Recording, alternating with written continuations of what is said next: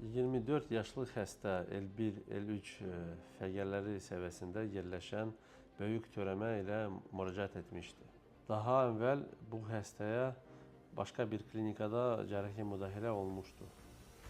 Klinik halın əsas çətinliyi törəmənin intramedulyar yerləşməsi və ağır nevroloji fəsadların, xüsusilə də aşağı ətraflarında hərəkətin itməsi ilə xarakterizə olunan paraplegiya riskinin yüksək olması idi. Əvvəlki cərrahi müdaxilələrinin varlığı bu riskləri daha artırdı və əməliyyatı texniki baxımdan daha mürəkkəb edirdi. Cərrahi əməliyyat müasir texnologiyanın kompleks tətbiqi ilə həyata keçirilmişdi. İntraoperativ neyromonitorinq, miqrocərrahi üsullar, endoskopik assistensiya və egzoskopdan istifadə olunmuşdu.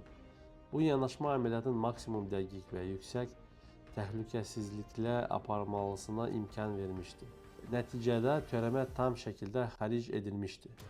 Yekun olaraq qeyd edək ki, əməliyyat zamanı çıxarılan törəmə dermoid kista idi.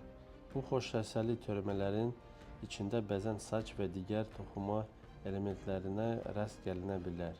Əməliyyatdan sonraki dövrdə həstədə müsbət klinik dinamika müşahidə olunmuşdu. Həstə yaxşı vəziyyətdə ambulator nəzarət və reabilitasiya məqsədilə evə buraxılmışdı. Hər kəsə salam, mən Almasova Xatun, 24 yaşım var və 4 gün öncə Apro hospitalda Ağadaş doktor və Rasim doktor tərəfindən əməliyyat olunmuşam. Əməliyyat nahiyəm çox riskli olmasına baxmayaraq, yəni əməliyyatımın əslində çox riskli bir əməliyyat olmasına baxmayaraq, hələ 4 gün keçib, amma özümü demək olar ki, gümrah hiss edirəm. Əməliyyatdan əvvəl belimdə anadan gəlmə şiş səbəbindən, törəmə şişindən sol ayağımda ciddi narahatçılıqlar var idi və rahat gəzə bilmirdim.